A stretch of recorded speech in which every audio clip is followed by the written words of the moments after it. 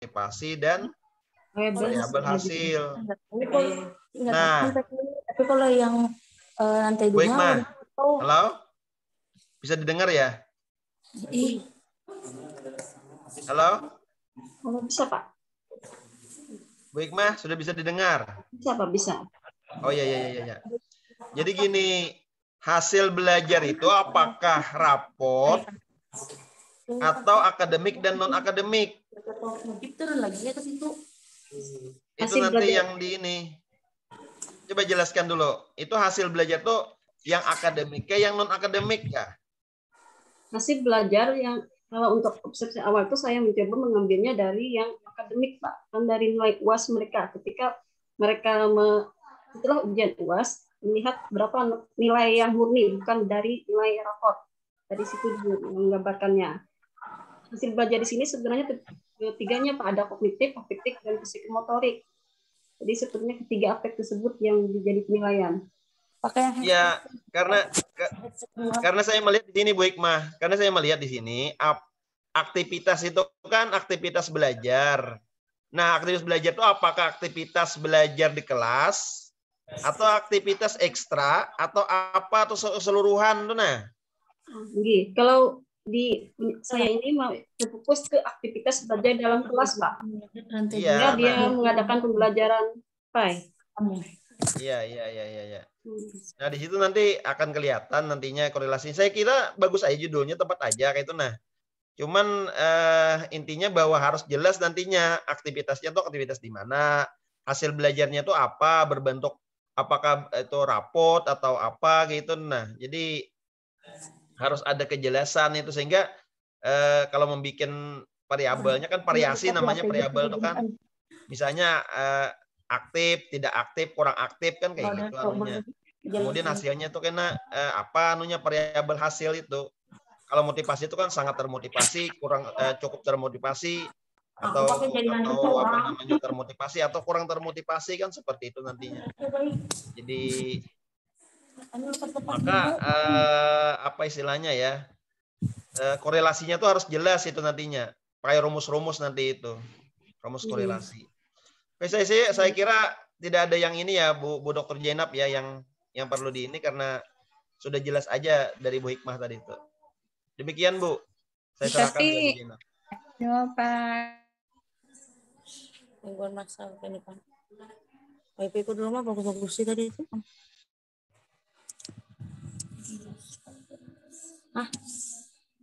Sampai petir kalau hujan hari apa tuh? Halo, nah ini lagi nah. Cekat lagi kayaknya nih. Bu Hikmah. Ini Pak. Kayaknya cekat lagi nih punya Bu Jenab nih. Iya, nggak bergerak. Iya.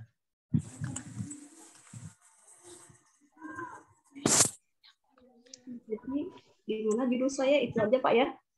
Iya, seperti itu. Saya kira teruskan aja judul itu. Tidak ada masalah saya kira judulnya.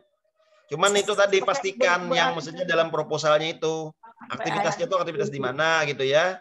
Terus lagi hasil belajarnya itu berbentuk apa? Apakah itu nilai raport gitu ya atau nilai harian atau apa gitu. Jadi harus pastikan itu. Kemudian juga motivasinya itu motivasi ekstrinsik atau intrinsik. Jadi nanti ada teori-teori motivasi yang harus diuji. Nah, saya kembalikan ke Bu Dr. Jenab. Saya kira sudah ini aja jelas aja Bu. Ya, tinggal nanti dengan pembimbingnya aja ya. Oke. Baik, terima kasih Bu Hikmah ya. Selanjutnya Pak Hadi Rusadi. Ya Bu. Pak Hadi Rusadi. Lanjutkan Pak Dr. Ali Sibram.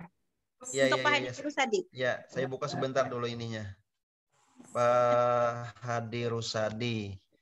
Hadi Rusadi ini mengangkat tema atau judul pengaruh pembelajaran online melalui media Google Classroom dan peranan orang tua terhadap hasil belajar siswa di MTS Miftahul Huda. Panjang banget judulnya nih. Silakan dulu kepada Hadi Rusadi untuk menyampaikan ya apa maksudnya ini judul ini, kemudian permasalahannya apa gitu. Silakan. Kelompok. Baik, terima kasih kepada Bapak Ali Sibram dan Ibu Zainab Hartati selaku dosen tim penguji dari judul-judul yang dituangkan pada hari ini. Baiklah, Assalamualaikum warahmatullahi wabarakatuh. Waalaikumsalam. Masih layu ya. Baik, izin untuk menjelaskan dari apa yang dibikin oleh judul dalam outline tesis saya, yaitu judulnya adalah pengaruh pembelajaran online melalui media Google Classroom di sini dan peran orang tua terhadap hasil belajar siswa pada masa pandemi COVID-19. Seperti yang kita ketahui bahwa pada saat musim corona seperti ini, musim-musim wabah corona seperti ini, pembelajaran itu yang sifatnya berinteraksi secara langsung antara guru dan siswa itu dirubah menjadi pembelajaran online. Di sini pada pembelajaran online di sini khususnya berdasarkan hasil observasi saya di sekolah Miss Miftah bahwa pembelajaran online itu tidak seperti biasanya yang mana pembelajaran online melalui Zoom atau Webex yang bertatap muka secara langsung antara guru dan siswa. Pembelajaran online di sekolah Miftah Huda 2 ini pembelajaran online tetapi tidak bertatap muka secara langsung. Di sini perbedaan pembelajaran online yang diterapkan di sekolah Miftah Huda 2. Ini aplikasi yang digugakan yaitu media Google Classroom, di mana media Google Classroom ini tidak memposisikan aplikasinya sebagai tatapan bertatapnya antara seorang guru dan siswa. Jadi di aplikasi Google Classroom ini guru hanya memberikan tugas, kemudian diketahui atau dibaca oleh siswa tugasnya dan dikerjakan siswa, dan juga siswa mengumpulkan dari apa yang diberikan oleh guru melalui aplikasi Google Classroom ini. Artinya tidak ada interaksi secara langsung antara guru dan siswa. Di sini permasalahannya adalah terkadang berdasarkan hasil observasi yang saya telah lakukan kepada siswa yang menerima pembelajaran melalui media Google Classroom ini, siswa itu merasa kurang efektif dari pembelajaran sebelumnya yang bersifat interaksi secara langsung dan guru. Melalui media Google Classroom ini, siswa terkesan itu belajar sendiri, Pak, Bu. Terkesan belajar sendiri, kemudian memecahkan masalah sendiri, dan terkadang mereka bingung dari apa yang ditugaskan oleh guru. Mereka bingung ingin bertanya secara langsung itu seperti apa maksud dari tugas-tugas ini. Itu yang menjadi permasalahan dari pembelajaran melalui media Google Classroom ini yang saya temukan di sekolah Miftah Huda 2. Kemudian di samping permasalahan kurang efektifnya media Google Classroom ini, terkadang ada tugas-tugas yang diberikan oleh guru melalui media Google Classroom ini itu melibatkan peran orang tua dalam pengumpulan tugasnya. Jadi hasil observasi saya melalui yang saya temukan di salah satu seorang siswa dan orang tua siswa yang belajar di sekolah ini, Pak, siswa dituntut untuk mengumpulkan tugas ke sekolah secara langsung berupa kertas tugas dan lain sebagainya, itu dikumpulkan di sekolahnya secara langsung, dan otomatis ini orang tua juga terlibat dalam pengumpulannya, Kak, dalam pengumpulan tugas tersebut, Pak.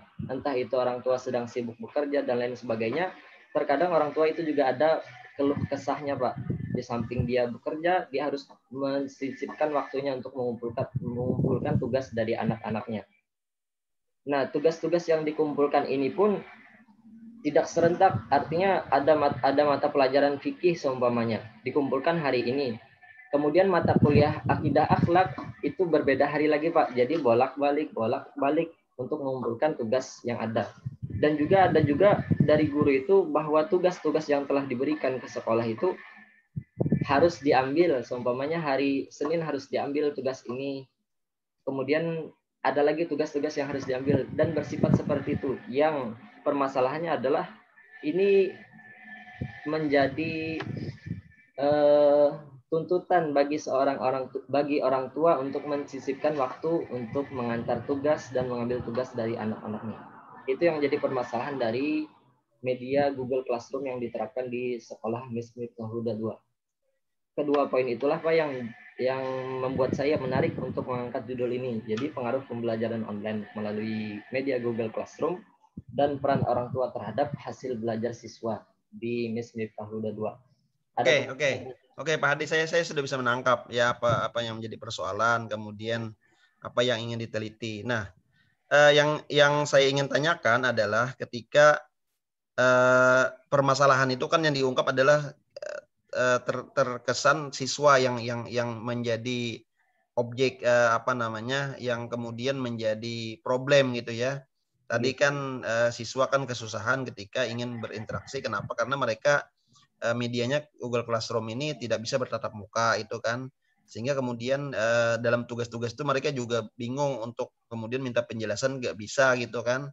Jadi kemudian juga orang tua juga kesusahan juga. Nah, yang jadi persoalan gitu ya, kalau memang persoalannya itu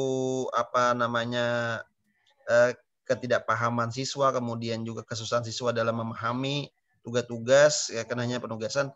Tetapi gini, Pak, persoalannya ini kan hasil belajar nih. Hasil belajar itu kan guru yang kemudian menilai. Guru yang menilai gitu. Nah, jadi kalau guru yang menilai, berarti pengaruh pembelajaran online ini adalah faktornya itu adalah kemudian bukan siswanya itu, tetapi justru malah saya kira gurunya ini, karena guru yang menilai. Jadi intinya bahwa pengaruh pembelajaran online persoalannya pada kenapa gurunya tuh memakai Google Classroom ini, kenapa tidak menggunakan media yang lain, itu yang jadi persoalan gitu. Nah, apakah itu lebih efektif gitu. Nah, kemudian juga persoalan yang lain, misalnya orang tua kan sebenarnya kan banyak yang juga tidak memahami. Nah, untuk di Madrasah Ibtidaiyah, apakah ada penggunaan media lain, misalnya WhatsApp group, misalnya grup WhatsApp? Saya kira kebanyakannya di samping Google Classroom, mereka juga menggunakan grup WhatsApp group gitu. Apakah tidak itu ya Pak Hadi ya? Pakai juga Pak. Ada juga pakai WhatsApp. Cuman kebanyakan itu terkesan orang tuanya saja yang aktif dalam berkomunikasi di grup WhatsApp itu Pak. Jadi tidak orang tuanya. Misalnya hanya orang tua saja yang paham terhadap materi-materi atau penjelasan yang disampaikan oleh guru di WhatsApp. Jadi kemudian baru orang tuanya menjelaskan kepada anak-anaknya Pak. Ataupun terkadang orang tuanya sendiri yang mengerjakan tugas dari. Iya, nah di situ nggak jadi persoalan sih ya, karena orang tua memang harus mendampingi kan ketika online. Cuman kan kalau di sini ada kata-kata hanya Google Classroom, seakan-akan kan tidak ada media lain tuh. Nah, jadi saya kira kalau di Madrasah Ibtidaiyah ya, Google Classroom itu hanya untuk mengirimkan soal-soal atau tugas-tugas secara administratif gitu. Tetapi kalau untuk interaksi yang jelas, mereka menggunakan WhatsApp group. Ganti aja nanti Pak Hadi. Pengaruh pembelajaran online melalui media WhatsApp group gitu. WhatsApp. Saya kira itu yang saya tangkap ya di fenomena yang ada di Madrasah Ibtidaiyah. Karena nggak mungkin mereka, misalnya kayak Zoom, mereka nggak mungkin bisa menggunakan. Tapi ada sih beberapa sekolah-sekolah yang sudah maju gitu, yang memang mengharuskan ada tatap muka itu. Saya kira bagus juga itu. Tapi ganti misalnya pengaruh pembelajaran online melalui media Google Classroom dan WhatsApp group gitu. Karena memang itu yang paling banyak fenomenanya. Ya. Iya, Pak. supaya ini tidak terkesan bahwa ketika menggali data nanti bingung, Google Classroom aja enggak gitu. Enggak mungkin gitu, pasti WhatsApp group gitu. Saya yakin di situ. Fenomenanya seperti itu. Nah, kemudian memang orang tua itu berperan gitu ya. Tetapi maksudnya karena ini teori ya, memakai pengaruh ya. Memakai pengaruh. Jadi saya kira pembelajaran online yang dimaksud itu apakah proses pembelajarannya atau aktivitas pembelajarannya atau apa gitu. Ini kan pengaruh pembelajaran online. Hadi. Ya, Pak. Apanya, aktivitasnya kah, prosesnya kah, atau apanya kah? Lebih kepada aktivitas siswa yang jadi permasalahan itu, Pak. Nah, berarti kan aktivitas pembelajaran online siswa gitu ya. Jadi jelas aja gitu, harus jelas anunya. supaya nanti faktor yang mempengaruhi dan yang dipengaruhi itu sangat jelas. Begitu. Ya. Iya, Pak. Tuh. Silahkan kepada Bu Dr. Jainab untuk kemudian meneruskan. Baik, saya melalui ntar saya di silent dulu ini ya. Berarti belum bisa ya Bu Dr. Jainab ya anunya ya, wifi-nya dipakai. Saya melalui HP aja. Hadi ya. Tadi nyambung ya. Kalau tadi Pak Sibram ini pengaruh pembelajaran atau proses pembelajaran online melalui media WA, ya kalau Google Classroom itu untuk mengirim soal biasanya ya, karena anak saya juga di Madrasah Ibtidaiyah, jadi Google Classroom itu soal-soal bukan jadi Classroom kita ganti WA dan peran orang tua gitu kan terhadap, tetapi begini kalau melihat yang menjadi ini tadi ya persoalan itu, siswa itu terkesan kayak belajar sendiri begitu ya. Kenapa tidak kepada ini, bukan hasil belajar terhadap hasil belajar, tapi terhadap aktivitas belajarnya gitu. Karena kan ini kan dari proses tadi yang dibilang oleh Pak Sibram ya, yang dibilang oleh Pak Sibram adalah terkesan yang menjadi objeknya itu si siswa. Sehingga kalau saya lebih kepada bukan hasil belajar terhadap hasil belajar, tetapi aktivitas belajar. Jadi kelihatan dengan WA tadi ya, secara pembelajaran online, kayak mana sih sebenarnya aktivitas belajar siswa? Apakah yang disebutkan oleh Hadi tadi ya, Pak Hadi tadi, kalau yang DWA katanya ya, itu kan hanya orang tua. Saya juga terlibat, tapi ada sebenarnya. Kalau yang di tempat anak saya ya, boleh dibandingnya. Dia min juga. Jadi ada khusus WA grup yang namanya khusus siswa. Orang tua tidak masuk. Ada. Tapi yang secara keseluruhan, yang saya masuk orang tua, ada. Jadi silahkan dicek lagi nanti ya, WA grup yang khusus siswanya. Jadi ada komunikasinya. Jadi bukan hanya saja. Jadi di sini pengaruhnya kepada aktivitas belajarnya, bukan hasil belajar. Gimana kira-kira Pak Sibram ya? Kalau hasil belajar ya bisa itu Bunda, kan, bisa. Ya. Jadi ya kalau kehasil kan kayaknya sekarang hasil itu pun tidak objektif sekarang. Iya, betul. Tidak objektif. Sekarang kan ujian nasional pun bukan final dari ujian, dari aktivitas pembelajaran pun diambil penilaian. Begitu. Jadi bukan mengarah kepada terhadap hasil belajar siswa, tapi terhadap aktivitas belajarnya. Gimana kalau yang seperti itu? Bisa, Bu. Jadi ulangi pula atas masukan dari Tian dan Pak Ali tadi, bahwa judulnya itu dirubah menjadi aktivitas pembelajaran online melalui media Google Classroom dan WhatsApp Group, dan peran orang tua terhadap aktivitas belajar siswa. Seperti itu ya, Bu? Iya. Jadi jangan melihat ke hasil belajar ya, tapi kepada aktivitas belajar. Karena penilaian untuk K13 adalah penilaian proses, bukan penilaian hasil satu-satunya. Iya. Siap, Bu. Gimana Pak Sibram? Oke? Iya, oke aja. Oke, gimana Pak Hadi Rusadi? Oke, insyaallah siap. Makasih banyak, Bu.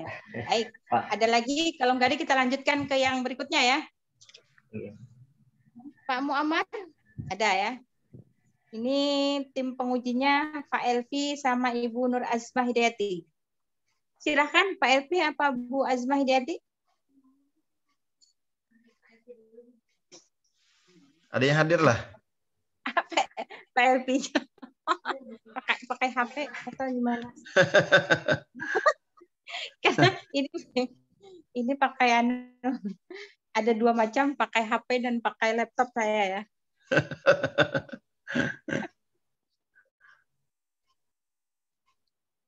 Atau Bu Asma dulu? Bu Asma dulu. Dia pakai HP-nya Pak Elvi.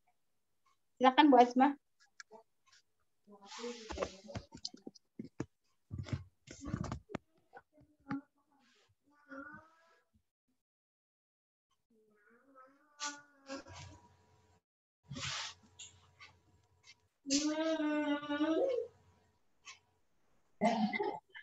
stabil, Bu. Ya, bisa didengarkah Bu Amar?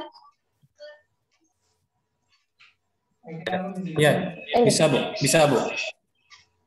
Nah, nih, judul tesis yang Pian ajukan atau usulkan itu kreativitas hakim dalam memutuskan sengketa wakaf. Itulah berarti Pian mengambil salah satu studi dari putusan hakim. Macam Ya. itu, Muhammad. Iya betul, betul Bu. Nah, di dalam latar belakang Muammar telah menjelaskan kenapa tertarik untuk menelaah masalah ini. Sebagai pembaca, kami merasa terjawab kenapa masalah ini patut untuk diteliti. Hanya saja satu, Muammar, di dalam latar belakang itu sumbernya tidak dicantumkan. Tidak ada sumber. Yalah, Pian mengutip dari mana tidak ada. Gimana Bu? Tidak ditulis sumber kutipan di dalam latar belakang.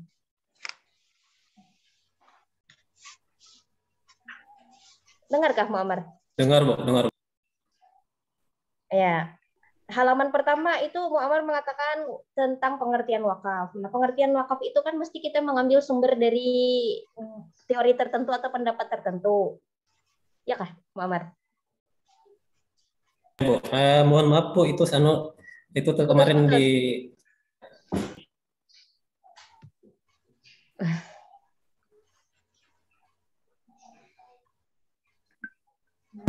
mohon maaf Bu, itu kemarin apa namanya?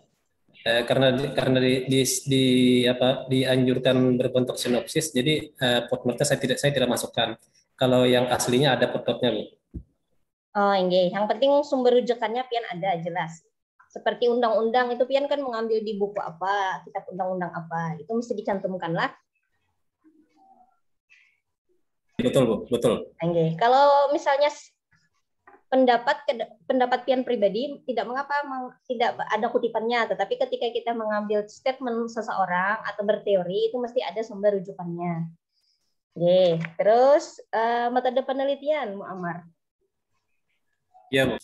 Oke, metode penelitian itu yang di atas jenis penelitian itu seharusnya pendekatan dulu baru jenis penelitian. Pendekatan penelitian Pian ini apa?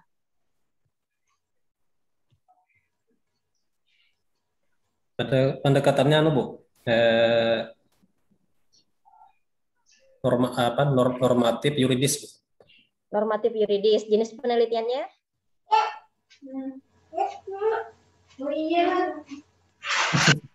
Penelitian hukum normatif. Itu harus tegas lah peneliti. Jadi pendekatannya apa, lalu baru dapat diturunkan ke jenis penelitian. Siap Bu. Okay. Muammar sudah betul-betul mengkaji bahwa kasus ini belum pernah diteliti oleh peneliti sebelumnya. Insya Allah belum ada Bu. Yakin aja lah. Oh yakin, yakin. Ya, itu aja mungkin dari Ulun. Selanjutnya diserahkan ke Bapak Elvi untuk mengkaji substansinya.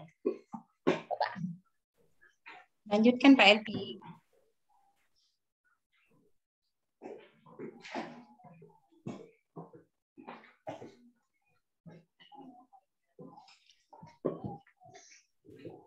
Assalamualaikum warahmatullahi wabarakatuh. Waalaikumsalam warahmatullahi wabarakatuh. Iya, ini atas nama Muammar dengan judul Kreativitas Hakim dalam memutus sengketa wakaf, studi putusan hakim. Ini langsung aja Muammar. Yang jadi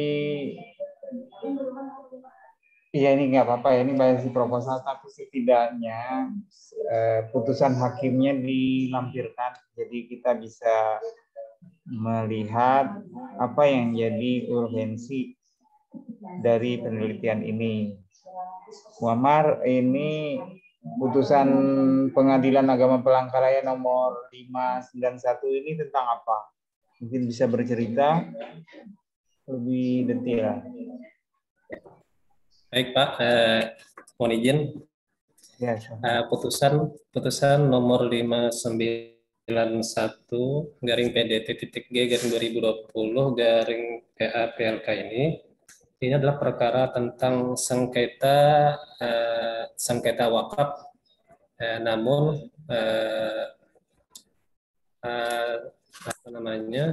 ternyata bukan sengketa wakaf murni, tapi di situ mempermasalahkan tentang perubahan sertifikat tanah, perubahan nama dari sertifikat tanah yang diwakafkan, yang asal mula di situ tercantum nama atas nama Kampung Keranggan, beralih nama menjadi Yayasan Al-Hijrah, Yayasan Al-Muhajirin, berubah nama menjadi Yayasan Al-Muhajirin di sertifikat wakaf tersebut. Itu yang jadi permasalahan, karena perubahan tersebut tidak atas dasar persetujuan dari si wakif atau ahli waris Kampung Keranggan, Haji Kampung Keranggan. Oleh karena itu ahli warisnya menuntut kenapa sertifikat tersebut berubah nama, pasti ada sesuatu di balik itu. Oleh karena itu, ahli waris Kampung Keranggan tidak ingin di tanah tersebut disalahgunakan atau sertifikat tersebut disalahgunakan, sehingga mereka menuntut untuk dikembalikan nama Kampung Keranggan di dalam sertifikat tersebut. Dan bukan hanya itu, di situ juga ada sengketa yayasan, di mana perubahan nama Al-Muhajirin, pesantren Al-Muhajirin, Yayasan Pesantren Al-Muhajirin juga berubah nama. Di situ juga tanpa ada persetujuan dari 2/3 dari pengurus. Di situ juga terjadi permasalahan karena hanya dihadiri 1/3 dari pengurus dan sudah bisa berubah nama yayasan. Itu juga jadi permasalahan. Itu juga yang dituntut oleh ahli waris. Kemudian padahal menurut Undang-Undang Nomor 41 Tahun 2004 tentang wakaf, tidak ada membahas masalah perubahan nama di sertifikat itu bisa dikembalikan atau tidak ada membahas. Kemudian juga sengketa tentang perubahan nama yayasan juga tidak ada dibahas di dalam Undang-Undang Nomor 41 Tahun 2004 tentang wakaf. Oleh karena itu, ini murni adalah sebuah terobosan hukum oleh Hakim PA Palangkaraya untuk memberikan rasa keadilan kepada para pihak yang bersengketa. Jadi jatuhnya kepada bukan sengketa wakaf lagi, tapi sebuah perbuatan melawan hukum atau PMH. Ya, saya disebut PMH. Itu yang menjadi rancu adalah karena PMH selama ini adalah menjadi kewenangan pengadilan negeri. Sedangkan di sini Pengadilan Agama Palangkaraya berani mengambil perkara ini dan memutus dengan mengabulkan sengketa tersebut yang terdapat unsur perbuatan melawan hukumnya. Seperti itu, Pak. Jadi ada perbedaan pendapat di antara para hakim bahwa ini bukan kewenangan pengadilan agama, tapi pengadilan negeri. Sebagian yang berpendapat ini tetap menjadi wewenang pengadilan agama karena masih menyangkut tentang wakaf. Oke, seperti itu, Pak. Terima kasih. Assalamualaikum.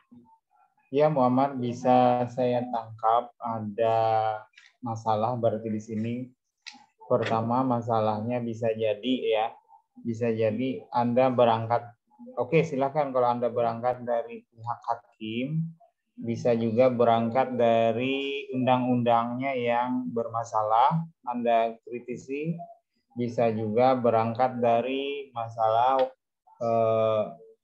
wewenang. Juga bahkan bisa jadi ini masalah kamar. Apakah ini wilayah pengadilan agama atau pengadilan negeri. Tapi yang jadi masalah adalah Anda sebaiknya mencantumkan putusan itu sehingga kita bisa membaca dengan teliti bahwa ini memang ada putusannya seperti ini. Selain itu, insya Allah apa yang Anda sampaikan ini cukup menarik ya, menarik. Kreativitas hakim untuk memutuskan sengketa wakaf terkait masalah sengketa wakaf di Palangkaraya. Saya pikir ini sudah oke. Saya kembalikan saya sudah paham alasannya.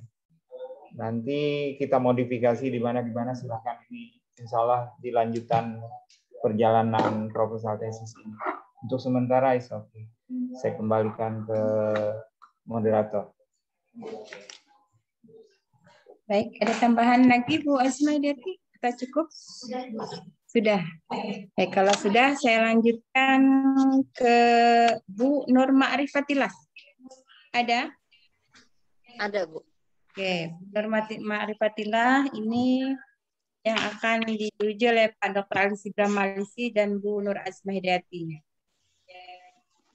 Silakan Pak Sibram. Oke, terima kasih Bunda. Ibu Nur Ma'rifatillah ya. Judul yang diajukan adalah analisis pembelajaran menghafal Al-Quran santriwati takhasus Al-Quran di Pondok Pesantren Tahfiz Nurul Mustafa di Tanjung Tabalong. Wah, provinsi tetangga ini. Ya, Ibu Nur Ma'rifatillah. Saya kepengen gini dulu, mau mengetahui bagaimana maksud atau permasalahan yang kemudian ingin diajukan. Apa ini anunya? Maksudnya gitu. Ya. Silakan Bu Nur. Ya, terima kasih Bapak Ali Sibran ya. Di sini mungkin saya akan mengangkat tentang bagaimana sistem menghafal Al-Quran, khususnya tahassus Al-Quran. Jadi di sini di Pondok Pesantren Tahfiz ini ada dua sistem menghafal Al-Quran. Ada yang reguler dan ada yang tahassus. Jadi untuk masuk tahassus ini ditargetkan mungkin dipilih orangnya. Mungkin dalam 1 tahun itu bisa 5 orang atau 10 orang. Kalau untuk sementara sudah ada daurah tahassus 1 dan tahassus 2 itu sekitar 40-an orangnya. Nah, di sini saya akan meneliti tentang bagaimana metode menghafal Al-Qur'annya dan motivasi anak dalam menghafal Quran ini seperti apa dan juga kendalanya. Karena di tahassus Al-Quran ini mereka dalam 1 hari itu menambah hafalannya itu 1 lembar setengah dan murajaah hafalannya itu kurang lebih 5 lembar atau 1 juz hingga 2 juz, karena di tahassus Al-Quran ini yang lebih didominankannya itu murajaah hafalan Al-Qurannya. Dan target antara tahassus Al-Quran Al-Quran tahassus dan reguler yang biasa itu beda targetnya. Kalau untuk yang reguler itu misalnya dalam 3 tahun mereka yang setara SMP itu cuma ditargetkan 7 juz. Kalau untuk tahassus bisa sampai 10 juz hingga 15 juz ditargetnya. Mungkin seperti itu, Pak. Oke. Berarti kan kalau saya tangkap tadi ada motivasi, ada metode ya. Kemudian ada proses. Nah, sebenarnya yang ingin saya kira gini ya, analisis itu dibuang aja karena memang nanti menganalisis. Cuman yang jadi persoalan di sini adalah apakah menggunakan strategi depannya ini strategi pembelajaran atau metode pembelajaran atau proses pembelajaran atau apa gitu supaya nanti punya spesifikasi terhadap menghafal Al-Quran ini, apakah metodenya atau strateginya ini? Oh, iya. Ibu Nur.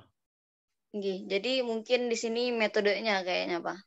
Ya, metodenya misalnya karena tahassus tadi kan punya kekhususan. Apakah ini saya ingin tanya, apakah tahassus ini memang berasal dari yang reguler itu kemudian dipilih gitu atau gimana? Atau naik kelas gitu? Betul, Pak. Jadi di sini tahapannya mereka kalau baru masuk kelas 1 SMP itu mereka itu ditahsinkan dulu dalam 1 semesternya. Nah, baru nanti pas semester 2-nya, kelas 1 SMP semester 2-nya baru mereka itu mulai menghafal. Nah, dilihat dari situ mereka sejauh mana mereka dalam satu personal itu hafalannya lebih meningkat ataukah lebih menurun. Nah, jadi di situ kenaikan kelas 2 SMP baru mereka itu diseleksi untuk tahassus Al-Qur'annya itu.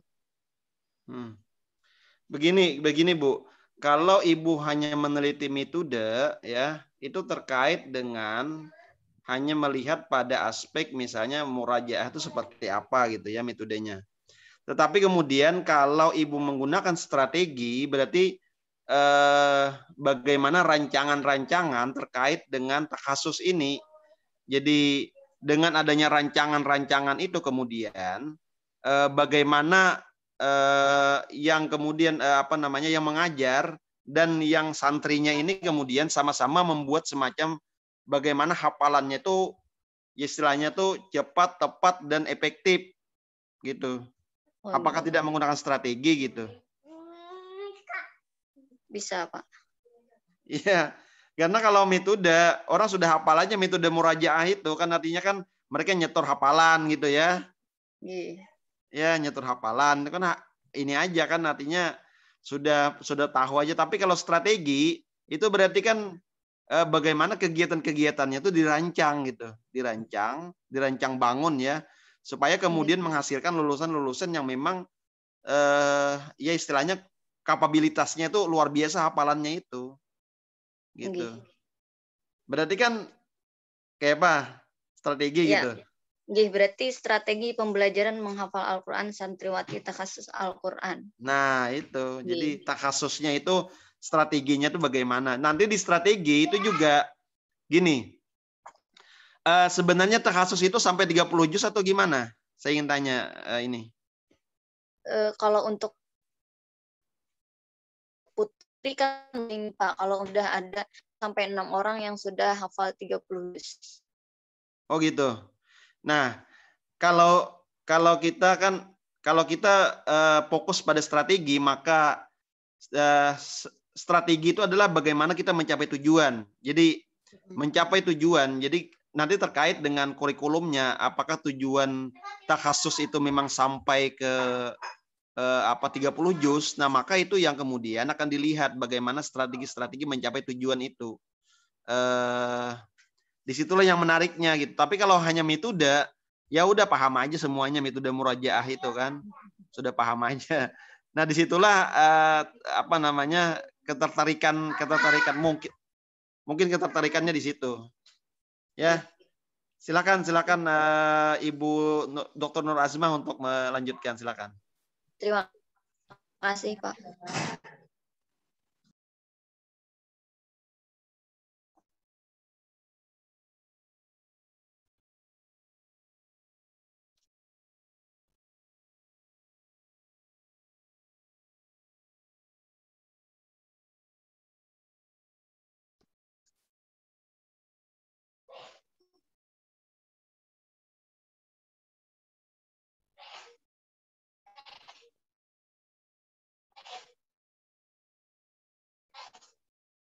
Nah, ya.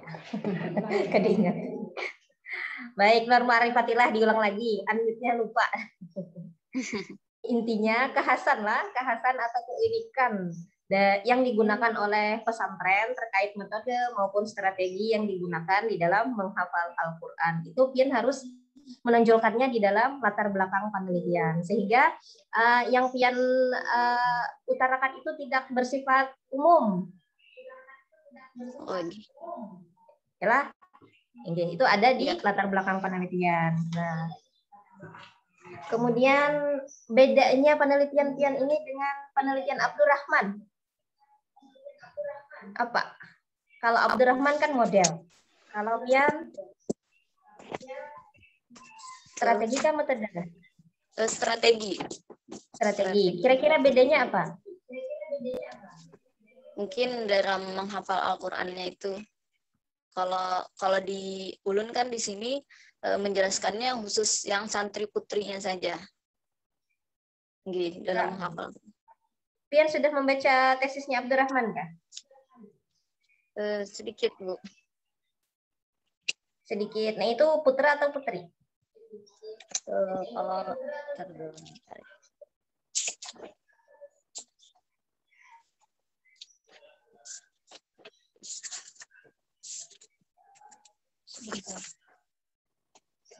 aja intinya pian harus beda lah dengan penelitian Abdurrahman. ya, karena mungkin baru ini saja meneliti tentang tahassus Al-Quran ini mungkin baru ulun saja baru. Oke. Terus kita ke metode penelitian. Norma Ma'rifatillah mencari jawaban itu mesti ke sumber data kalau lah. Ya, betul. Ya, sumber data utama pian siapa? Santriwatinya dan juga ustazahnya. Dibatasi atau ditentukan kriterianya? Mungkin ulun batasi karena kan untuk santri putri ini sekitar 40-an orangnya yang tahassus itu. Mungkin 10 hingga 15 mungkin nanti yang akan dibuat sampel atau yang akan diteliti nanti. Nah, itu yang harus kita luruskan lah. Kalau untuk pendekatan kualitatif tidak ada pembatasan dalam mencari data. Yang menjadi batasan itu adalah ketika peneliti telah memperoleh data jenuh. Kalau misalnya 10 yang diteliti atau 10 yang diwawancara atau diobservasi, dicari datanya, ternyata datanya belum dapat disimpulkan, maka itu belum terkategori data jenuh. Harus mencari data lagi supaya diperoleh data jenuh. Data jenuh itu data yang tidak dapat dikembangkan lagi, artinya datanya itu aja. Nah, itu sudah dapat dibuat simpulan. Jadi tidak dapat dibatasi kalau pendekatan kualitatif, beda dengan kuantitatif. Ya, Nah, intinya pian kata kuncinya dipegang, diperoleh data jenuh. Nah, kemudian kriteria sumber data itu pian jelaskan. Norma Ma'rifatillah tulis kriteria sumber data yang dimaksud di sini siapa. Nah, sehingga tidak muncul kata purposive sampling. Purposive sampling itu maksudnya apa, Norma Ma'rifatillah? Yang pian maksud di sini?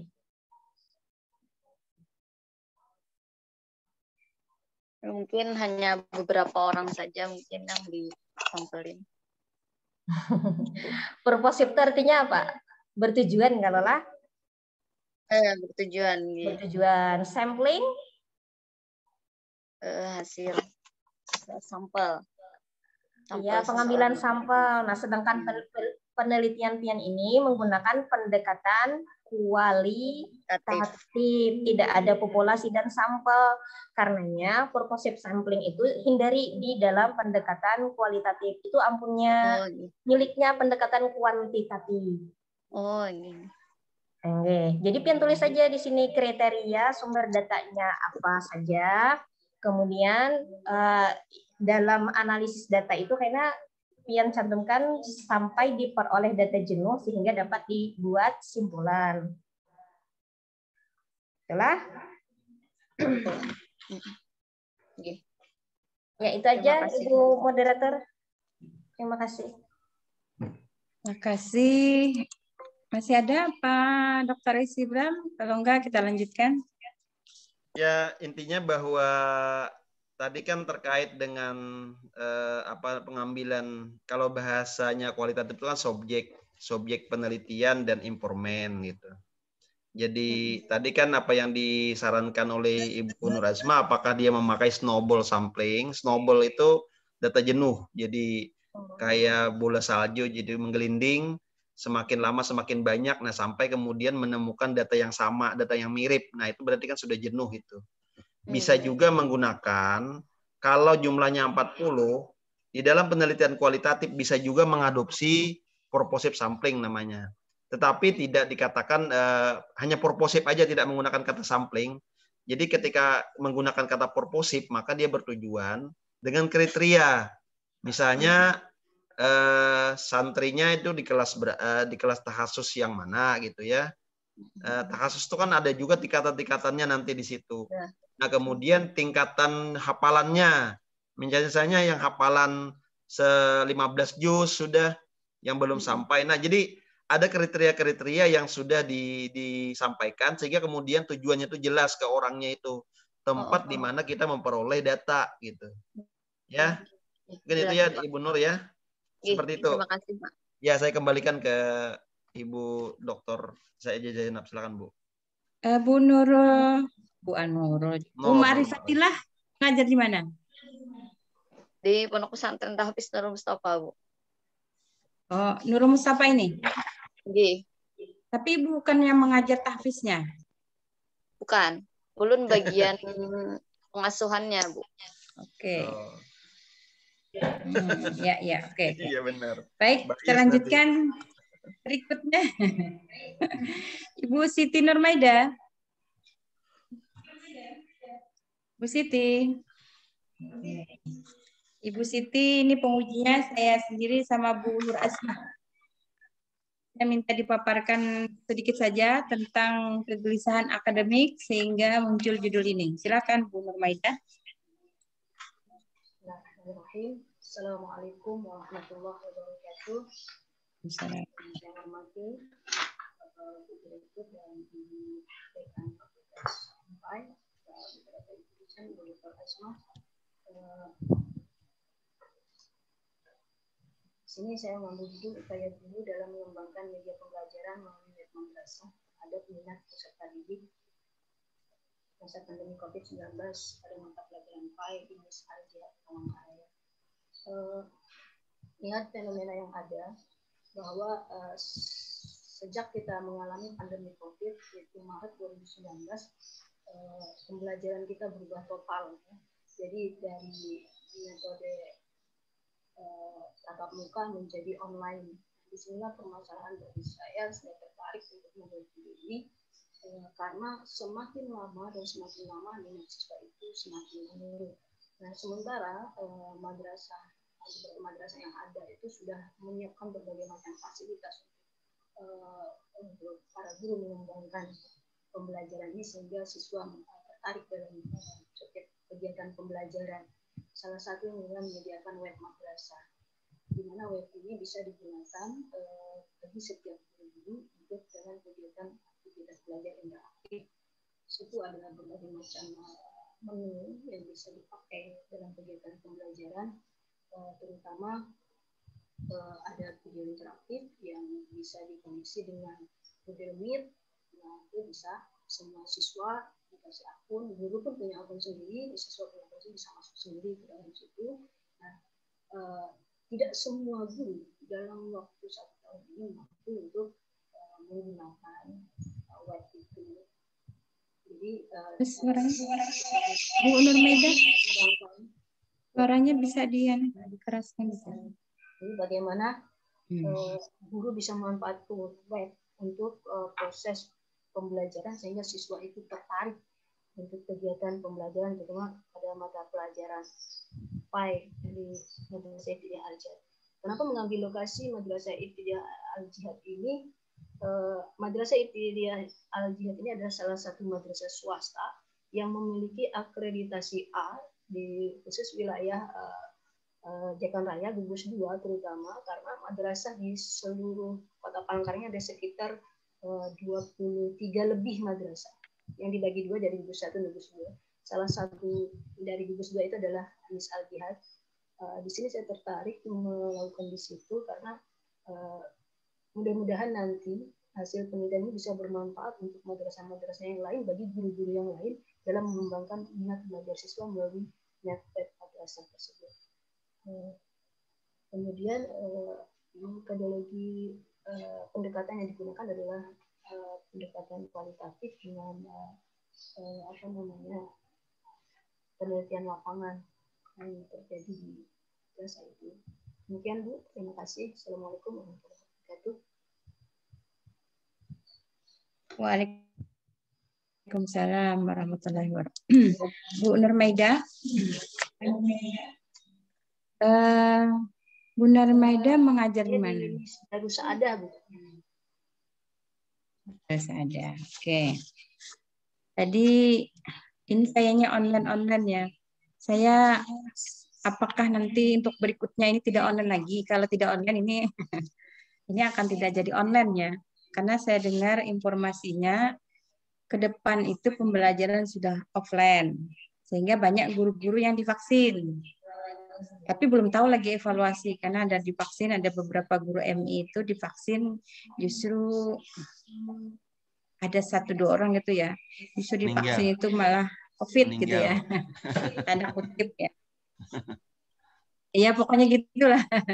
Nah, tentu hal ini akan berdampak juga apakah tetap online atau tidak. Masih masih di awang-awang. Oke, tadi diungkapkan halus sekali suaranya Bu Siti Nurmaida. Tapi saya baca di sini. Bisa didengar suara saya Bu Nurmaida ya? Ini minat apa yang mau diangkat? Terhadap minat peserta didik. Minat apa? Minat belajar atau minat baca? Kemauan dan semangat siswa untuk minat belajar. Minat siswa judulnya gini maksud saya. Judulnya nih kan, terhadap minat peserta didik, minat apa? Minat belajar kan? Minat baca? Minat belajar, Bu. Minat belajar. Minat belajarnya kurang gitu tadi ya? Iya, Bu. Karena minat belajar kurang itu tadi ya? Iya, Bu. Minat belajar ini digambarkan oleh Bu Nurmaida tadi karena gurunya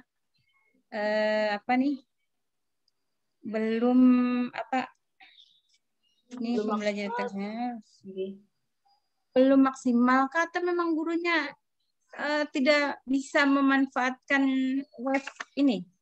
Iya, belum maksimal Bu karena tidak semua guru kan bisa, tapi ada guru yang bisa di situ. Jadi mereka tuh terus belajar, menggali. Nah itu yang mau saya tahu bagaimana upaya-upaya para guru-guru di sana dalam mengembangkan web madrasah itu untuk sarana belajar, untuk media pembelajaran sehingga siswa itu tertarik gitu. Karena persiapannya banyak, terutama kan gurunya. Kesiapan siswa, bagaimana cara mereka menyiapkan siswa, apakah seperti apa, mulai dari jaringan internet ataupun kuota-kuota dan segala macam itu, sehingga pembelajaran di madrasah itu bisa efektif gitu dan bisa menjadi contoh di madrasah lain gitu. Di sana memang prioritas utama itu menggunakan web ya dalam belajar. Iya Bu, saya sudah bertanya dengan kepala madrasahnya bahwa web itu masih aktif katanya, terutama ya untuk pembelajaran, kemudian penilaian akhir semester itu biasanya aktif menggunakan web itu. Jadi, penelitian Ibu ini kualitatif atau kuantitatif? Insya Allah kualitatif. Kualitatif, tapi judulnya ini kuantitatif. Kan upaya guru mengembangkan media pembelajaran web madrasah terhadap minat. Jadi ada variabel X dan variabel Y. Yang saya kemukakan tadi di awal, jika pembelajarannya tidak lagi online, maka ini nanti susah. Tapi nanti bisa Bu Asma yang bukan juga ya. Kalau saya melihat ini adalah kelemahannya di guru. Guru yang tadi belum maksimal, kata Bu Siti Nurmaida. Bagaimana kalau misalnya gini aja judulnya, kompetensi guru memanfaatkan media pembelajaran, bla bla bla bla bla. Gitu, bisa nggak? Karena ini kalaupun nanti offline, ini tidak ada pengaruhnya, bisa saja berita-berita atau informasi melalui web itu tetap diperlukan offline maupun online. Karena persoalannya ini lebih besarnya adalah guru yang tidak maksimal. Mungkin bahasannya guru kada mampu gitu. Jadi justru kami ingin melihat gimana sih sebenarnya kemampuan atau kompetensi guru dalam dalam memanfaatkan. Terlepas pulsa di sini ya, pulsa banyak dan sebagainya keluar gitu ya. Gimana sih Nurmaida? Kalau judulnya kompetensi guru ini, saya harus mengubah metode atau memang tetap kualitatif? Metode yang apa maksudnya? Tetap kualitatif. Penelitiannya. Kalau memang maunya kualitatif, tapi judul ini kuantitatif loh. Jadi semakin bagus kompetensi guru dalam memanfaatkan media pembelajaran melalui web, maka semakin berminat dalam belajarnya peserta didik. Kalau yang judul begini, saya tidak melihat ke metodologinya, metodenya itu sudah kuantitatif sebenarnya.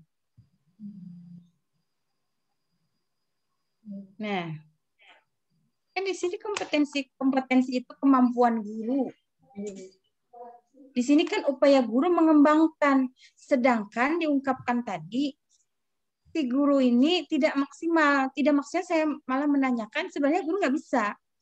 Kurang bisa, hanya beberapa orang yang bisa, itu kan.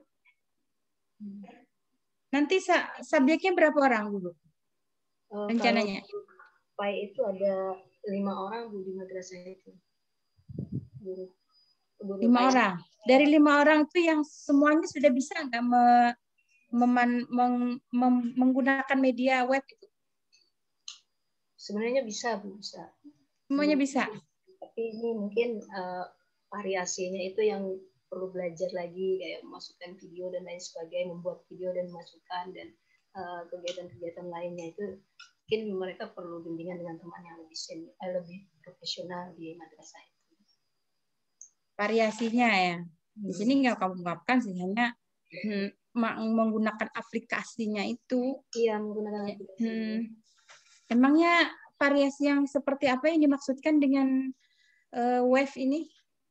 Sebenarnya banyak, Bu, karena ada Google Meet bisa menampilkan video flash apa namanya ya? Iya, video-video pembelajaran begitu yang interaktif yang bisa dilihat siswa. Apalagi? Kemudian mereka bisa semangat, kemudian soal-soal juga bisa mengumpulkan tugas-tugas juga bisa melalui web itu, langsung bisa dinilai dan bisa tersimpan, tidak hilang, jadi siswa bisa melihat begitu dan macam-macam. Di dalam webnya itu sudah disediakan semaksimal mungkin, tinggal kreativitas dan seperti yang bilang tadi mungkin kompetensi gurunya lagi yang. Berarti mereka sudah bisa menggunakan. Bisa, tapi mungkin belum terlalu maksimal. Terutama kalau di madrasah itu memang banyak yang bisa, Bu, tapi untuk madrasah yang lain belum bisa. Makanya mau dilihat bagaimana cara mereka itu menggunakannya biar jadi contoh untuk madrasah-madrasah yang lain. Ini kan judulnya pengembangan. Iya, mereka mengembangkan. Kalau yang melihat cara itu pemanfaatan media pembelajaran melalui web madrasah. Kalau yang dimaksudkan Siti Nurmaida.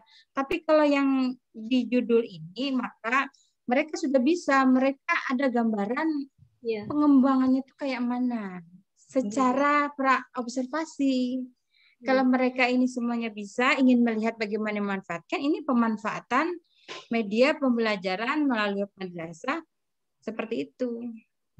Kalau upaya pengembangannya itu ada nggak yang gambarannya boleh saya tahu dari 5 guru ini yang pernah mengembangkan berbeda dari yang lainnya ada nggak?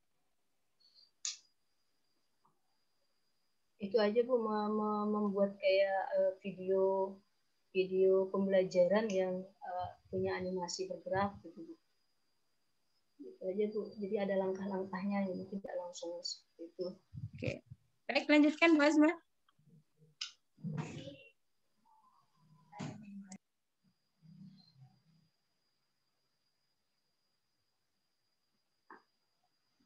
Suaranya, Ibu.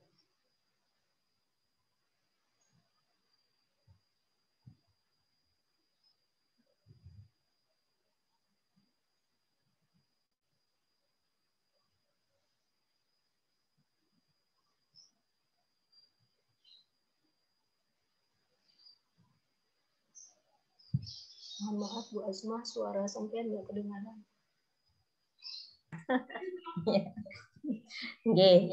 Nah, ya.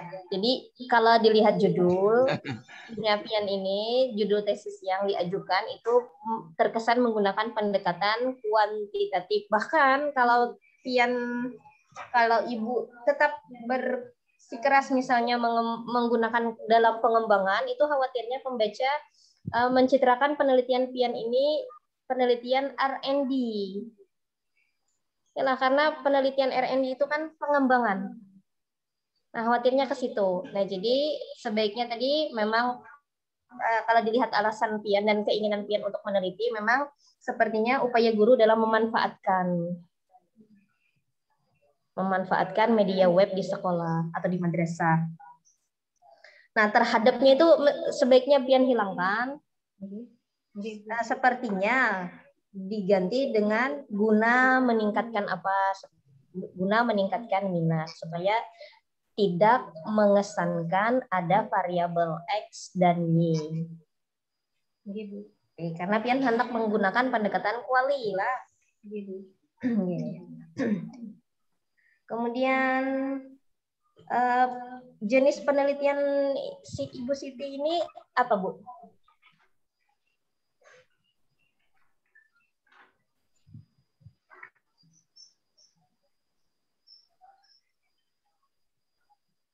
Halo, Ibu? Penelitian lapangan, Bu. Penelitian lapangan. Oke. Deskriptif kah atau studi kasus kah? Deskriptif aja, Bu. Deskriptif, Bu. Deskriptif kualitatif. Itu harus dicantumkan mula. Oke. Nah, lalu untuk mencari jawaban dari pertanyaan-pertanyaan pian atau permasalahan yang dikaji, ini gunakan istilah sumber data. Oke, jadi Ibu tidak perlu menggunakan narasumber karena narasumber kan kayak ceramah, pidato, jadi sumber data.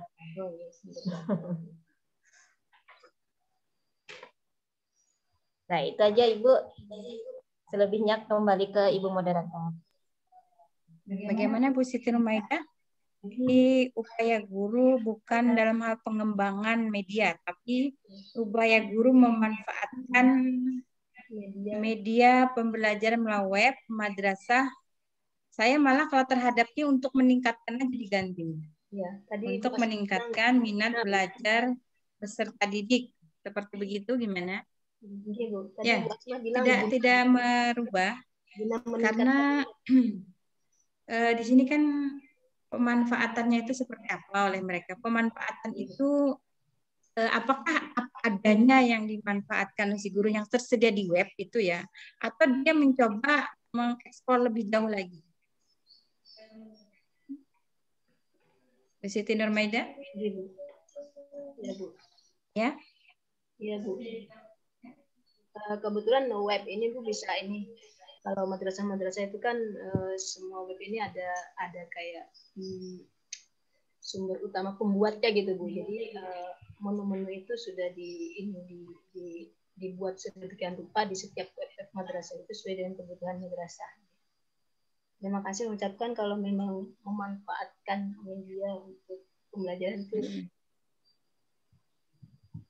makin benar. Baik, sudah ya. Supaya guru memanfaatkan karena yang namanya web itu kan ada ahli IT-nya yang sudah menghandle operatornya ya. Guru ini tinggal memanfaatkan sebenarnya. Tinggal bagaimana cara guru memanfaatkan apa full, apa atau maksimal atau seperti apa gitu ya. Baik, selanjutnya Nova Fitria, Ibu Nova Fitria ada? Bu Nova? Ya Bu, ada Bu. Oke, ini Bu Nova Fitria dari pengujinya Pak Dr. Elvi sama Bu Nur Azbah. Siapa? Bu Azbah kan dulu? Iya, dulu kata Bapak. Silakan, Bu Azma. Ya. Terima kasih Ibu. Bismillahirrahmanirrahim. Ibu atau Mbak nih, Nova Fitria? Mbak. Mbak. Atau adik aja? Oh, boleh lagi Bu. Baik. Saudara Nova. Iya Bu. Berasa muda? Iya, berasa muda. Baik. Saudara Nova, hendak meneliti tentang pengaruh produk. Iya. Jenis penelitian pian ini regresi atau apa? Regresi Bu, insya Allah. Regresi. Nah, regresi itu berarti variabel X-nya lebih dari 1? Iya, lebih dari 1. Ada sebentar produk, harga, promosi, lokasi, dan ada ini 6 kan 1Y 5X.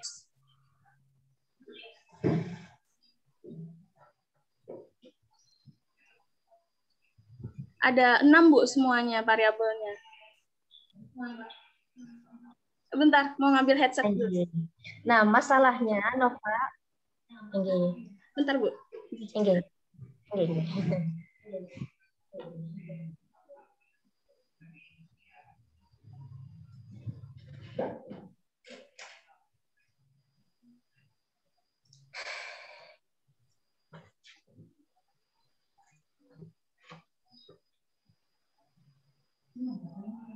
Jaringannya ampunnya udah bagus. Iya, Bu. Novanya lagi melayang-layang nih kayaknya. Ngambil headset tadi. Oke. Sudah tersambung Nova? Sudah Bu, sudah.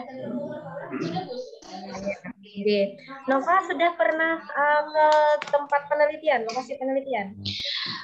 Belum Bu, secara langsung belum, cuman belum.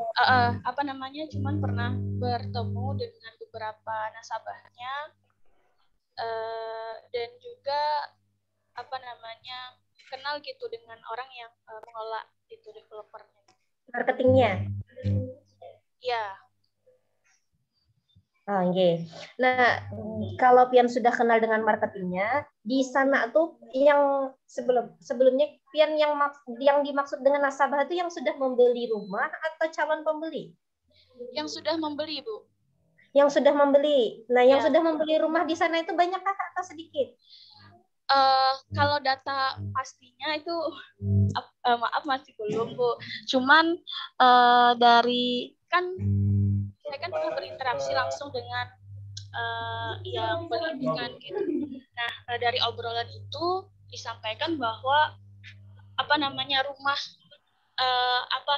rumah yang kemudian dibuat itu sudah pada ada yang beli gitu, sudah ada yang pesan lah gitu. Nah, itu sih informasi awalnya, Bu. Jadi memang data yang memang secara angkanya masih saya dapatkan, masih saya berusaha untuk dapatkan gitu. Nah, kalau kemarin kan Ibu juga pernah ke sana, yang ternyata untuk klaster yang dibangun itu, yang amanah residen itu, pemiliknya belum kada sampai 10 orang kalau kada salah, nggak? Iya. Kalau kada salah baru 4. Hafal berdokter. Ibu tahu. Dari rumah Pak. Oh, Ibu pernah ya. Lihat-lihat. Nah, itu kalau misalnya sumber datanya kan sampel lah, populasi sampel. Itu tidak memungkinkan misalnya untuk Nova meneliti di sana, itu bagaimana?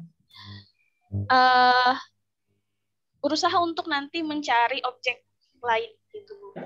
Karena kan sepertinya dari yang saya dapatkan itu kan gak cuma amanah residence kan yang ada di Palangka itu, yang dia memang perumahan murni 100% syariah gitu. Jadi kalau misalkan memang nanti tidak memenuhi persyaratan untuk dijadikan objek penelitian, saya berusaha untuk mencari yang lain gitu, Bu.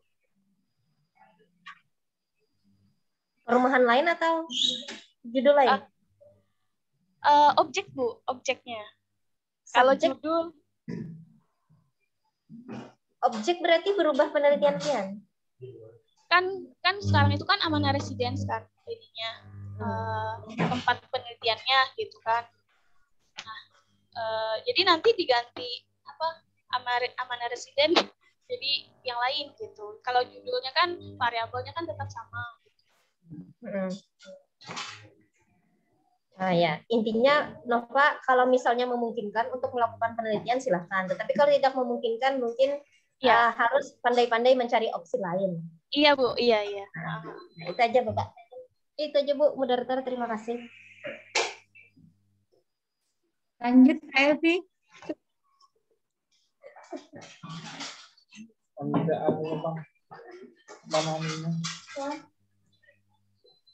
Ini tuh. Bismillahirrahmanirrahim. Assalamualaikum warahmatullahi wabarakatuh. Waalaikumsalam warahmatullahi wabarakatuh. Mbak Fitria ya. Iya, Pak. Saya tidak punya keahlian ya ketika dihubungkan dengan masalah ekonomi syariah ini, karena saya orang hukum. Cuman dari segi yang bisa saya berikan masukan adalah pertama, apa yang menarik untuk diteliti dari bakal proposal ini, dan apakah itu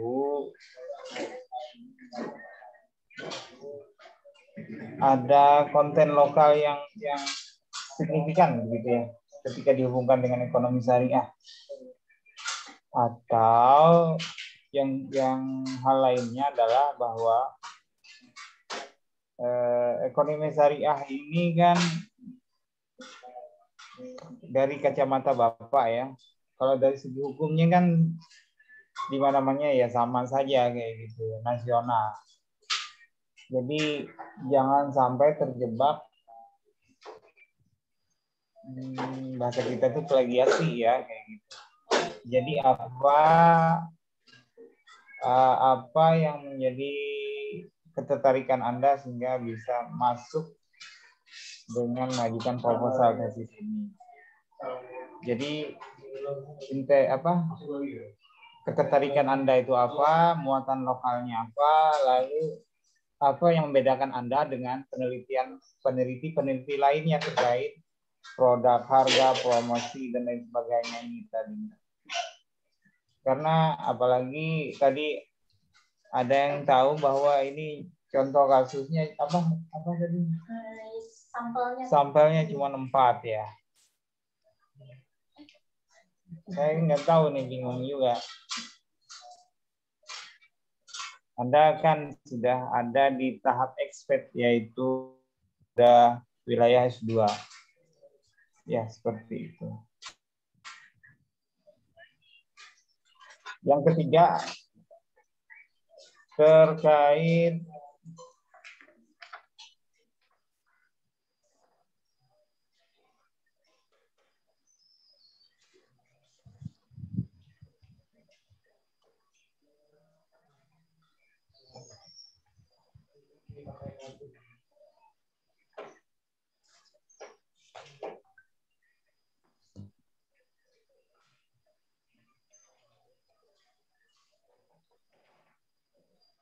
coba masuk di rumusan masalah Saudara Nova.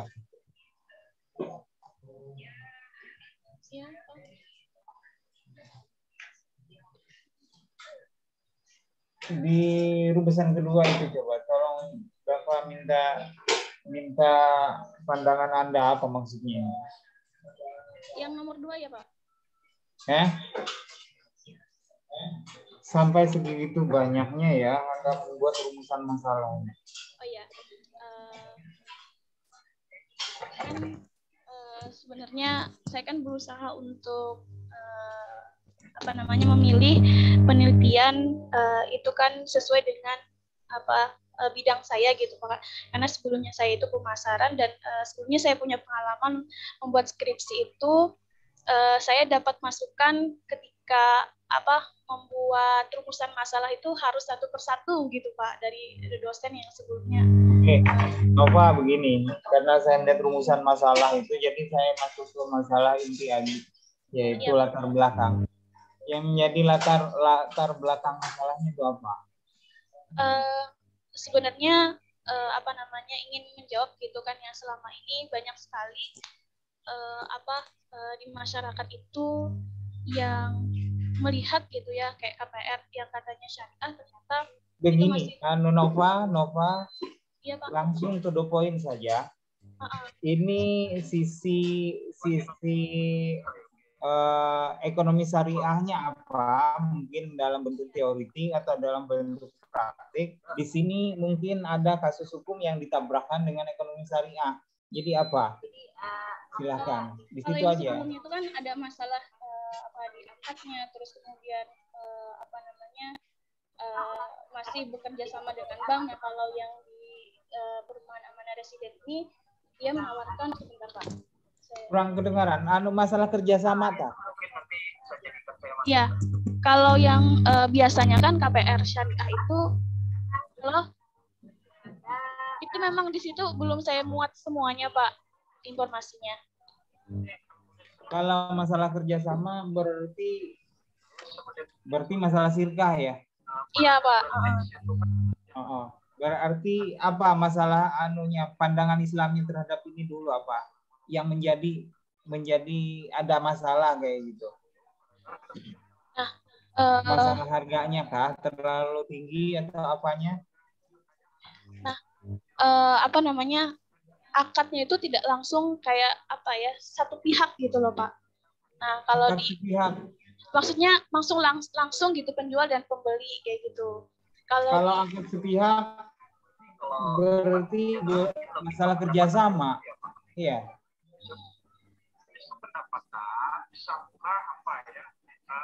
Betul. Halo?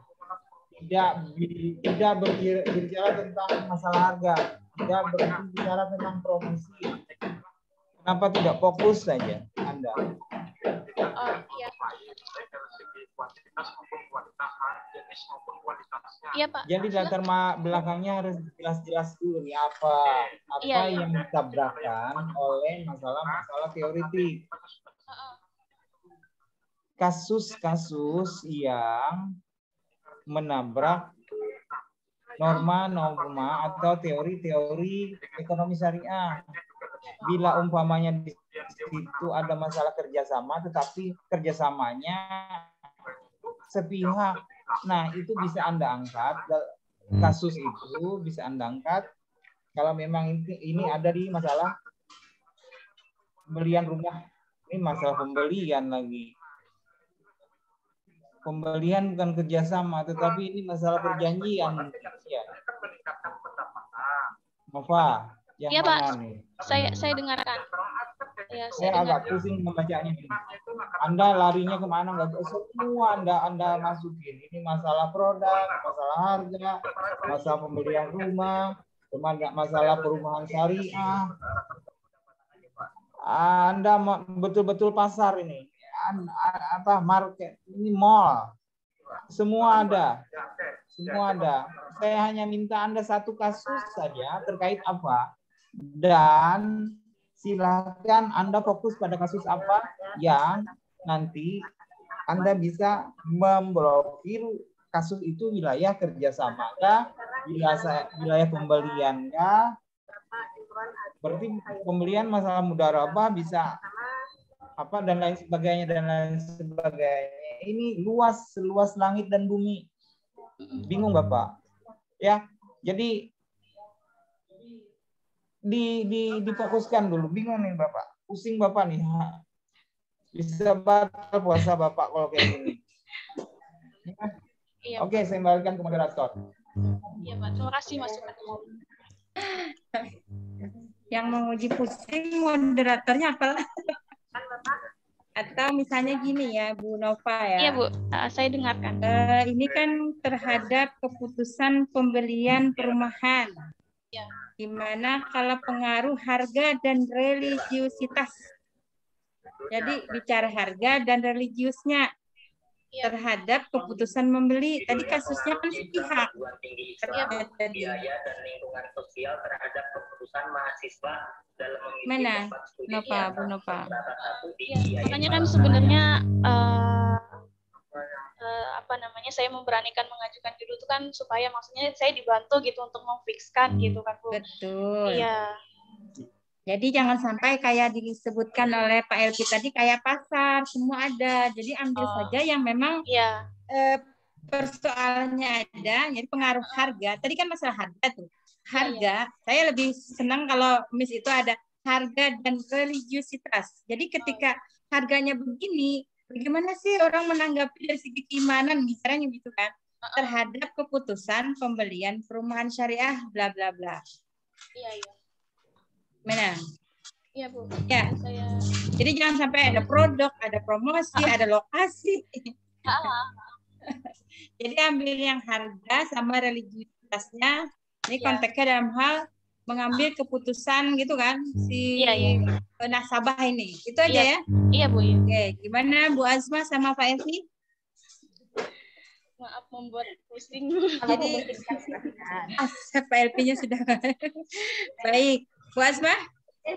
Kalau memungkinkan silahkan.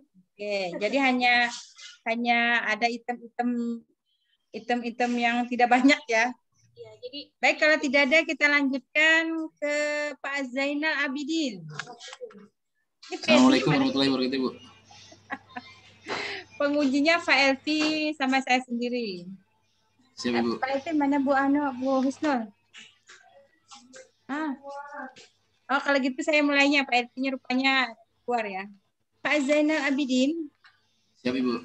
Tolong secara singkat saja paparkan apa sih yang menjadi permasalahan dari proposal ini sehingga muncul judul ini. Silakan. Ya, Bu, kan beberapa dekade terakhir ini kan perkembangan bank syariah di Indonesia cukup pesat, Bu. Dalam beberapa tahun terakhir 10 sampai 15 unit cabang itu ada di Indonesia pertumbuhannya.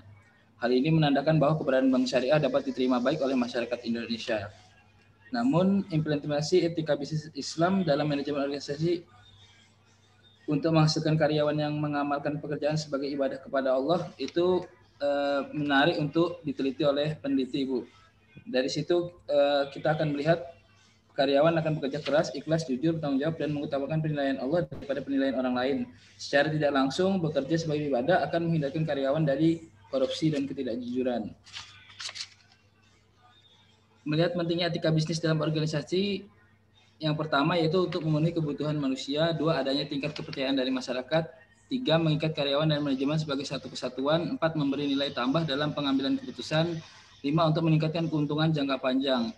Melihat pentingnya etika bisnis Islam dalam organisasi, hal ini menandakan bahwa hubungan baru yang dapat dilakukan pendalaman dalam bentuk penelitian untuk secara langsung melihat hubungan antara etika bisnis Islam dengan kinerja bank, khususnya bank syariah, Bu.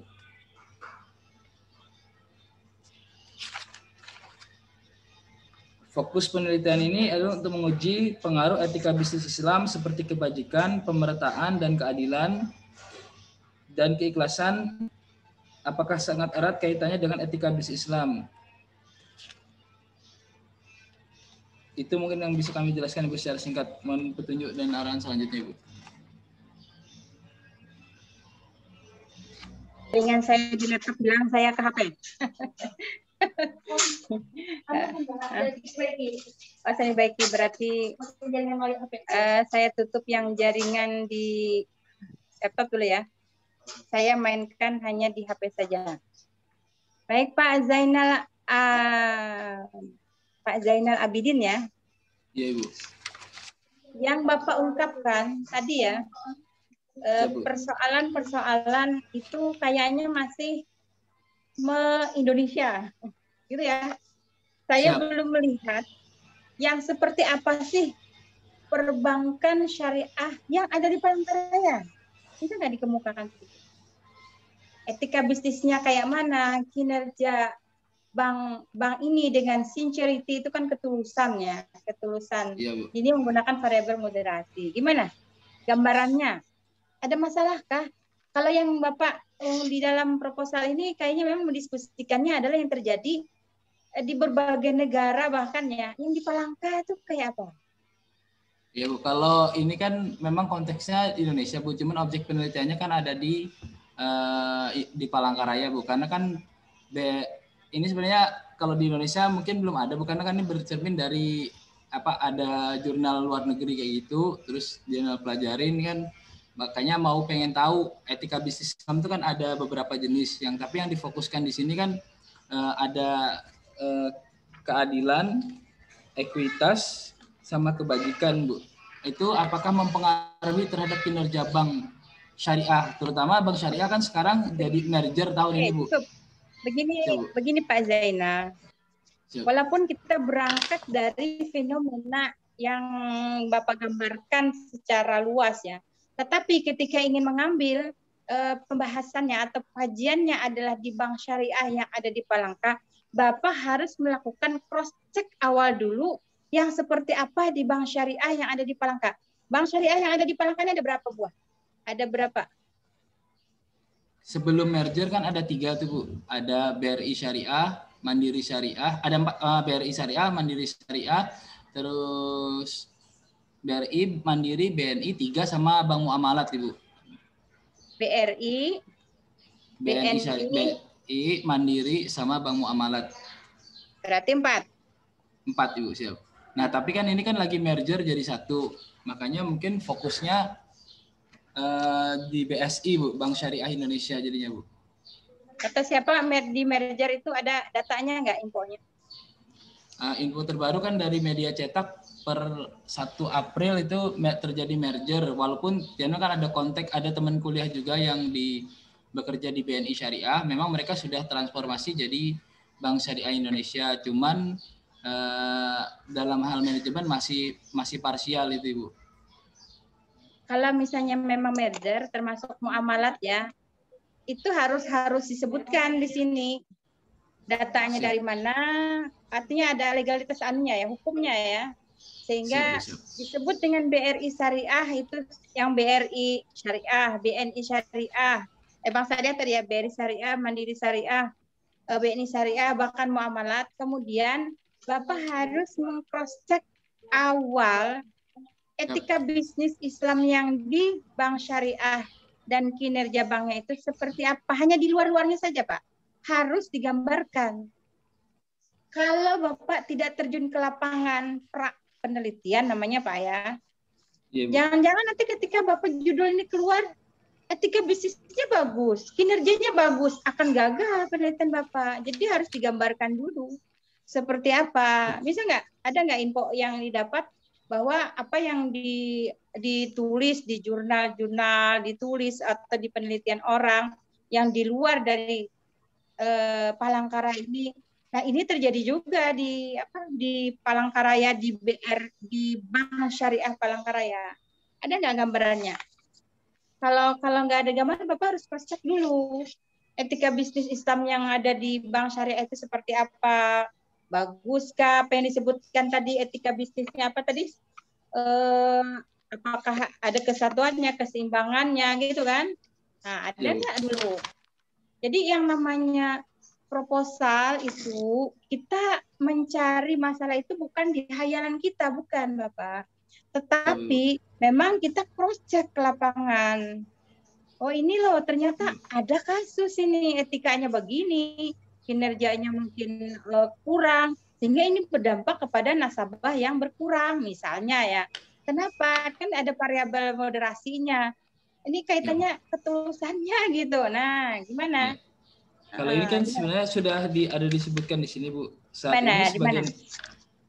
ini di halaman 6, Bu. Halaman 6, Bu. Saat ini sebagian besar bank syariah kehilangan nasabahnya karena rendahnya tingkat penerapan etika bisnis Islam. Di sektor jasa keuangan, etika menjadi penting karena tujuan kegiatan usaha pada umumnya dan jasa keuangan pada khususnya adalah penciptaan nilai bagi konsumen. Ini di mana ini? Ini tulisan Duska dan Kras ini 2002. Orang yang sekarang, Bapak.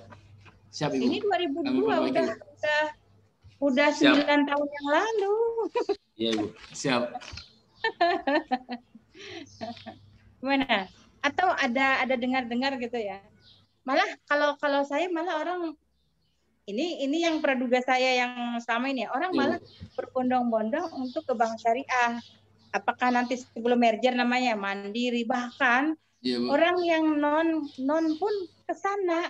Jadi nasabahnya bukan hanya yang Islam saja, tapi justru yang non pun ke sana larinya untuk menabung menjadi nasabah, karena mereka melihat ketika kalau kita melihat sejarah perkembangan, sejarah awal munculnya itu kan dari muamalat loh.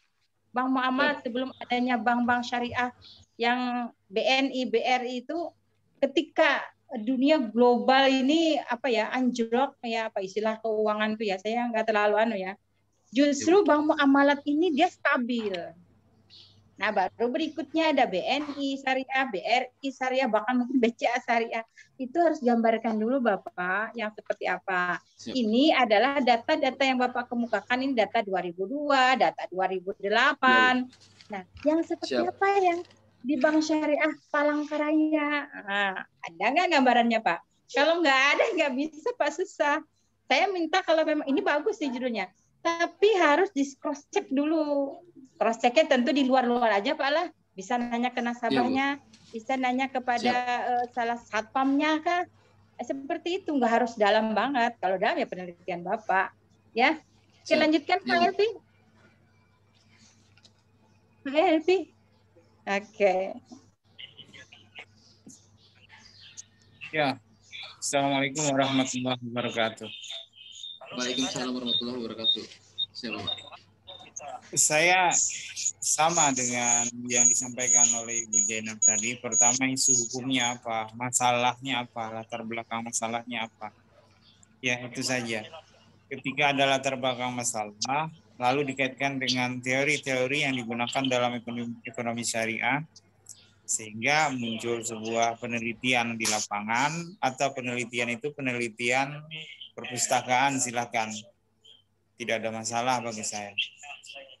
Semua harus ada kontranya antara teori dengan di lapangan, seperti itu ya. Kalau memang itu ada di Bank Muamalat ya, saya nggak tahu Bank Muamalat Indonesia atau apa dan lain sebagainya. Apalagi Bank Muamalat sekarang sedang collab ya. Itu ya, seperti itu. Tidak mendapat respon yang wow begitu dari masyarakat, walaupun dibumbui dengan kata-kata ekonomi syariah dan lain. Saya pikir sama saja ya. Jadi saya kembalikan ke moderator. Berarti untuk Pak Zainal Abidin kami tunggu data awalnya Pak ya. Ini menarik Bapak ketika melihat etika bisnis Islam itu yang kayak mana kaitannya dengan kinerja bank yang syariah ya. Terus lagi dengan variabel moderasi ini, tolong dilengkapi dulu Bapak ya datanya. 1 hari bisa Bapak? Siap Ibu. Zainal. Diusahakan 1 hari. 1 hari karena kami akan mengumumkan sekalian menunggu informasi dari Bapak. Kami tunggu 1 hari ya Bapak. Oke. Nanti diserahkannya via langsung hard copy ke kampus atau? Ya. Untuk yang perubahannya saya serahkan hard copy ke kampus atau via Japri Bu Manajer?